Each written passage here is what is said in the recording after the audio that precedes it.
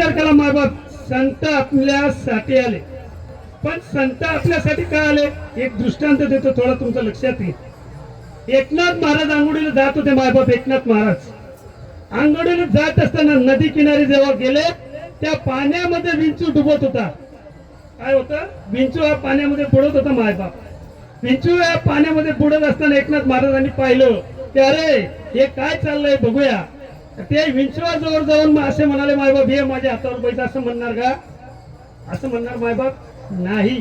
त्या एकनाथ महाराजांनी त्या विंचवाजवळ जाऊन त्या विंचवाला हात दिला. विंचू हातावर आल्यानंतर असं म्हणत असेल की मायबाप चांगलं झालं भाऊ, तुम्हाला वाचवायला आला.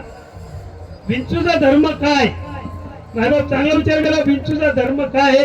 ढांकी मारायचा. काय डंक मारायचं म्हणते आमच्या खांदी, ढांकी मारायचं. थोडी भाषा कांद्याची आहे, थोडी समजून घ्या. डंक मारायचं काम हे विंचूचा धर्म आहे. आणि माणसाचा धर्म कुठला आहे मायबाप?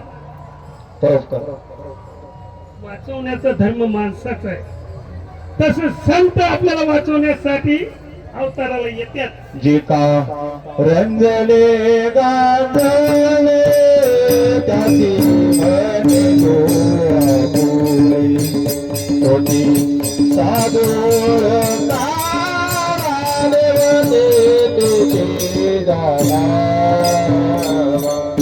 जे का रंगले गांधले त्याची म्हणे जो आपुले तोची साधू ओळखा देव तिथेची जाना.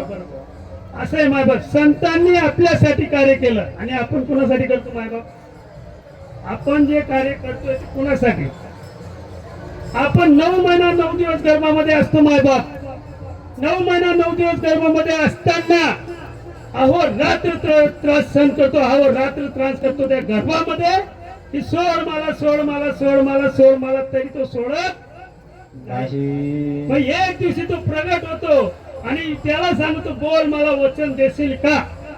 हा वचन देतो. काय वचन देतो? भगवंत मी निरंतर तुझं भजन करन, निरंतर तुझं चिंतन करन, निरंतर तुझं पूजा करन, निरंतर तुझं नाम चिंतन करन, तर मला सोडव.